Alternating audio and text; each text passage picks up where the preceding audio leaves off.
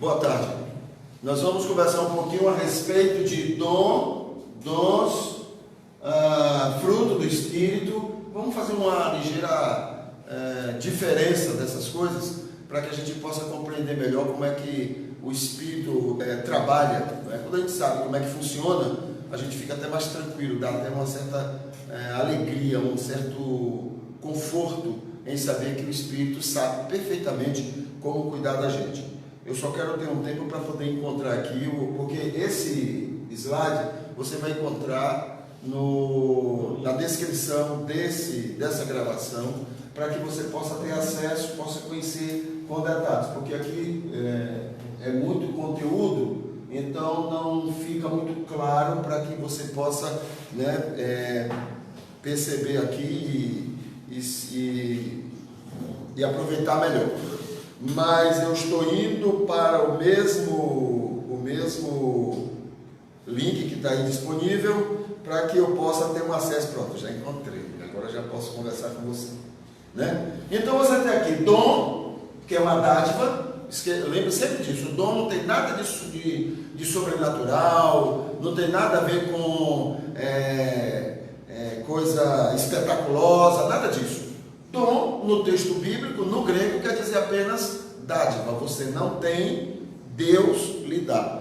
Se você, pode ser um dom meu, um dom de qualquer pessoa. Dom é dar para alguém, No caso de um dom, tem a ver com Deus. Deus nos dando aquilo que não temos. Quando Deus percebe que nós temos alguma coisa, Ele não precisa dar, porque nós temos alguma habilidade, alguma coisa.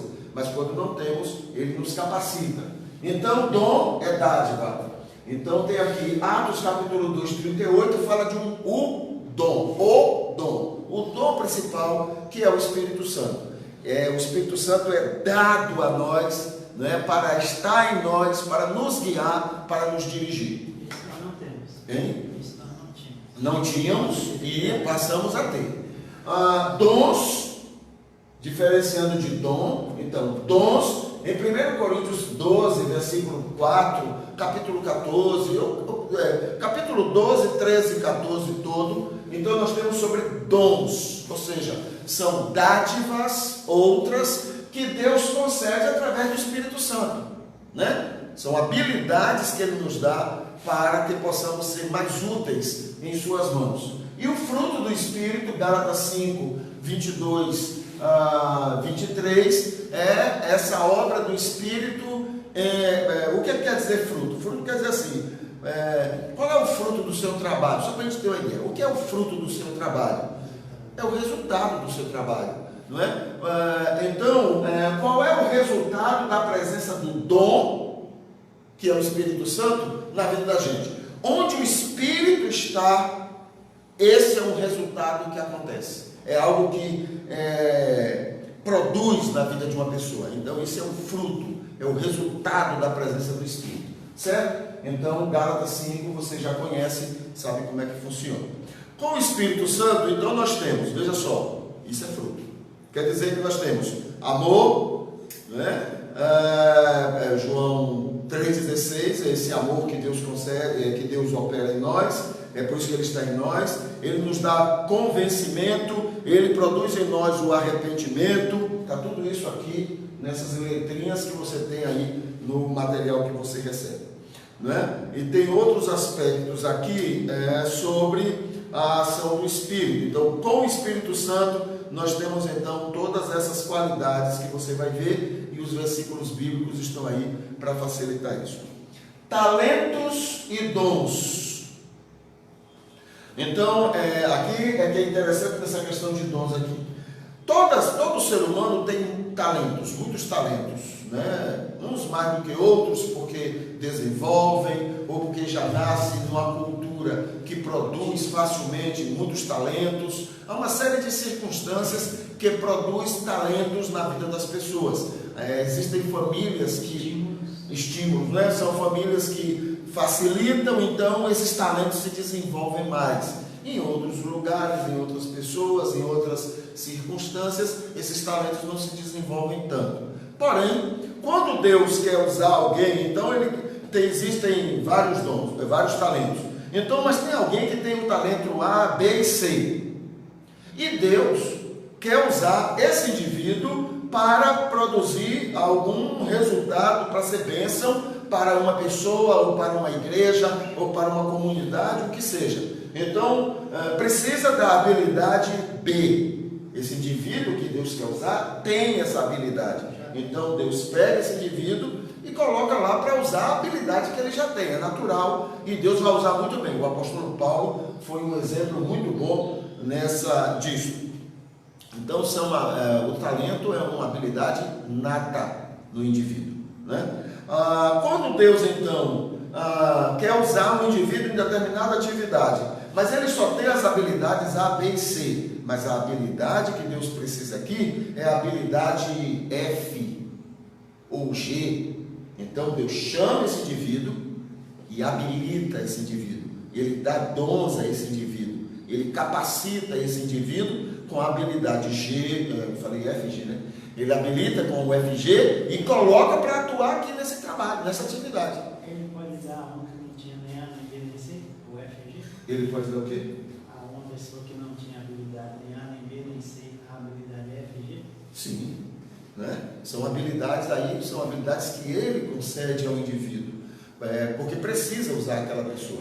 É aí que entra essa questão de dons espirituais, né? Então não tem nada de extra. Nada de extra. Deus usa o indivíduo numa atividade, tanto que Paulo diz lá no capítulo 12 que todos os dons têm a mesma importância, né? Quem faz a gente querer fazer com que um dom seja mais importante do que outro, isso é carnalidade, isso é carência das pessoas de usar o que Deus lhe concede para benefícios pessoais, para o egocentrismo e essa coisa toda. Todos os dons têm a mesmíssima importância, né, para Deus.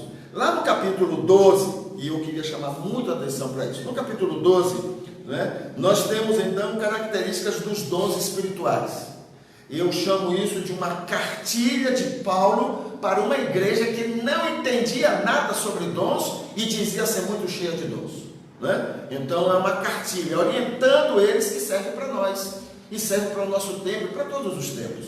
Então você vai encontrar lá o seguinte, no capítulo 12, quando está no versículo 7, se você quiser, pode pegar do 1 até o 6, você vai estar sendo informado o seguinte: os dons são concedidos por Deus, por Jesus, pelo Espírito Santo. Por Deus, Ele concede, só Ele, né? Não tem outra coisa que pode produzir esses dons espirituais. No versículo 7, ele vai estar falando o seguinte, que esses dons são dados, veja só, isso é fundamental. Aliás, toda essa cartilha, do versículo 1, caso você queira, até o versículo 11, são fundamentais. No versículo 7, ele diz o seguinte: o dom é dado com o objetivo de produzir benefícios para o coletivo, para a igreja. É o benefício comum, é para todos, entende? Não é para o indivíduo. Isso é importante porque chega no capítulo 14, ele vai falar sobre aquelas línguas que estavam ocorrendo lá em Corinto. Ele vai dizer assim: isso aí está edificando você, a pessoa. Então não é dom, entende? O dom é para benefício do grupo, da igreja. E ele diz lá em Efésios, ele diz assim, é para o crescimento, como é que diz lá? Eu não me recordo, para o são dados os dons para a edificação do corpo de Cristo. Isso aí é dom, percebe? É para o coletivo. Se for para o indivíduo, não é dom, tá bom? Versículo 7. No versículo 8, outra coisa importante aí, veja só, versículo 8 até o versículo 10 do capítulo 12, você vai encontrar a seguinte informação. Diz lá o texto, veja só a perícia de Paulo ao falar sobre isso. Ele diz assim: a um foi dado determinado dom, a outro, e se você for olhar o original, há uma ênfase nesse outro, para não dizer que foi a mesma pessoa. A outro foi dado tal dom, a outro foi dado outro dom, a outro dom. Então a ideia é que não existe dons por atacado, entende? Como ocorria em Corinto, todo mundo começava a falar línguas ao mesmo tempo. Não existe dons por atacado. Deus usa pessoas com determinados dons. É isso que ele está falando do versículo 7 até o versículo 10. Ele diz que Deus quer usar alguém, ele dá para aquela pessoa. Se ele quer usar 3 pessoas, ele vai lá, usa 3 pessoas e capacita aquelas pessoas para aquilo que ele está precisando. Mas não que ele vai distribuir o dom para todo mundo se sentir mais espiritual, para todo mundo se sentir mais, enfim, mais orgulhoso e etc. Né? Quando chega no versículo 11, é outra coisa maravilhosa dessa cartilha, versículo 1 até o versículo 11. Quando chega no versículo 11, ele diz outra coisa maravilhosa. Ele diz que os dons que Deus concede, os dons espirituais, não é fruto de pedidos pessoais, não é fruto de campanhas individuais, não é fruto de desejos das pessoas. Ele diz lá que ele dá a quem ele quer. A ideia é assim: ele quer usar ali, ele chama e capacita para ser usado ali. Então é a quem ele quer. É distribuído como ele deseja, né? E não como as pessoas pedem, né? Inclusive contraria um pouquinho aquela palavra de Paulo, quando ele diz: olha, peça a Deus, ou procure Deus, se você quer dom, mais ou menos, acho que começa no capítulo 14, ou o capítulo 13, não sei, peça a Deus o dom, não tem que pedir, porque ele dá a quem ele quer, a quem ele está pretendendo usar em alguma atividade, tá bom? Aí no capítulo 12, ele continua, tem muita coisa maravilhosa no capítulo 12. Ele vai dizer, por exemplo, que, deixa eu ver aqui, ele vai lembrar que todos os dons são iguais, que ninguém pode ficar reclamando porque o outro tem um dom e o outro tem um dom, porque todos são importantes para o reino de Deus. Então o capítulo 12 todo vai trabalhar isso. Afinal de contas, Paulo está trabalhando, está ensinando, está orientando uma igreja totalmente carnal. Totalmente, que eu digo, é 90%. Claro que tinha gente salva lá, gente de qualidade. Eu tenho dito que a igreja de Corinto é tudo que uma igreja não deveria ser. Então é ótimo a igreja de Corinto por isso, porque ela é exatamente tudo que uma igreja de Cristo não deve ser, nem em relação a ela, nem em relação ao mundo, né? No segundo tempo eu tenho, e eu vou falar para vocês de 3 listas de dons espirituais que nós temos na Bíblia. 3 listas. A primeira lista está em Efésios 4:11. Nessa lista, ela pode ser chamada de uma lista de dons espirituais, de dons de unção.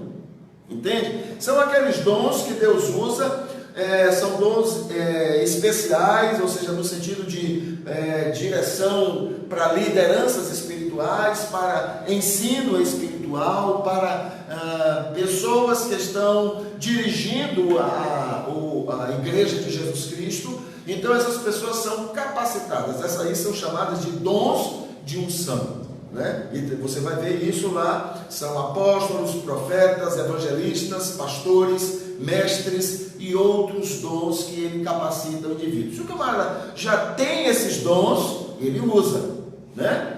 Por exemplo, o apóstolo Paulo tinha muito desses dons antes de se converter, e foi muito útil a ele, né? Foi prejudicial à igreja, mas foi útil. Mas depois Deus não precisava mais capacitá-lo, porque ele já tinha aqueles dons, né? Nós temos em Romanos capítulo 12, versículo 6 até o versículo 8, uma lista que nós podemos chamar de dons de liderança, né? Os dons de unção e os dons de liderança. Esses aqui já são mais não para os chamados para a obra, né? Chamados para a pregação do Evangelho, para a liderança espiritual. Mas nós temos agora aqui dons para liderança dentro da igreja, né? São para leigos, mas são dons, enquanto o outro já o primeiro são dons mais demorados na vida de um indivíduo, né? Na vida de pessoas. Esses aqui já são dons menos demorados, né? Então são os dons de liderança. Aqui nós temos ministério, ensino, socorro, presidência e outros. E nós temos em 1 Coríntios 12 e 14, nós temos dons de serviço. São dons que não é para liderança, mas é para as pessoas dentro de uma igreja, né? Então são dons de atuação na obra de Deus, onde cada um é chamado para uma determinada atividade dentro da vida da igreja e Deus vai capacitando essas pessoas. Aqui nós temos, pode ser de pouco tempo, pode ser uma coisa urgente, uma coisa para agora, uma coisa que Deus só vai me usar aqui. Por exemplo, o apóstolo Paulo foi usado com o dom de cura.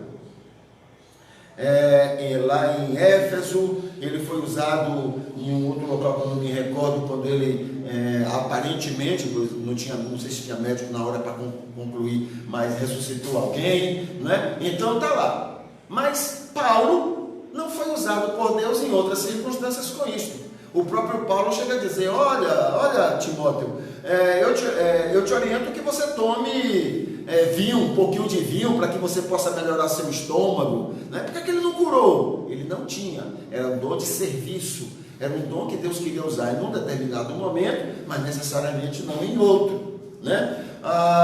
Ele chega a dizer de Epáfras, ou Epafrodito, um desses dois, que ele está num determinado lugar, ele diz assim: olha, eu deixei Epáfras, ou Epafrodito, doente em Mileto. Mas por que não curou o homem? Porque ali Deus não queria usá-lo, né, com esse dom, né? Então não existe ninguém com dom de serviço, com dom, esse é o meu dom, Deus me usa com esse dom. Não existe, isso é fantasia das pessoas. Deus usa no momento que Ele precisa, na circunstância que Ele precisa, então Ele capacita a pessoa e é usado. Outra coisa importante que eu queria só para fechar aqui, é que às vezes a gente fica esperando que essas coisas sejam mirabolantes, não é? Sejam cheios de muita fantasia, e não é verdade. Não, Deus não trabalha com esse tipo de coisa. Deus não faz circo. Deus opera, Deus age na vida das pessoas, mas não usa de circo, de fantasias, de mágicas, para poder fazer as coisas com as pessoas. Ele faz naturalmente, espontaneamente. Então, até aquela pessoa, o que seria um dom de cura, por exemplo, né? Se você encontra um enfermeiro, esse camarada, por ser enfermeiro, ele poderia, só é enfermeiro quem realmente tem jeito para ser enfermeiro, porque quem não tem, não tem condição de ficar, né? Então, e só aí já é uma demonstração que esse camarada tem essa habilidade. Você vai encontrar pessoas que estão enfermas, só em um médico de confiança, né, ou um enfermeiro chegar perto do indivíduo, aquela pessoa já se sente confortada, já se sente abençoada, porque aquele indivíduo está ali. Só a presença dele já produz cura no indivíduo. Mas vai morrer? Mas um dia vai morrer de qualquer forma. Mas só o fato de você estar confortando alguém que está enfermo, né? E já está comprovado que quando você está bem, isso produz saúde diante da enfermidade. Então, não precisamos de pessoas que chegam, põem a mão e curam o indivíduo. Não. O dom de cura, só em você estar perto da pessoa e você poder, e ela sentir-se bem diante de você, perto de você, esse é um grande dom, ou habilidade, ou talento de cura. Entendeu? Porque só em estar bem já produz muita saúde e muita cura no indivíduo.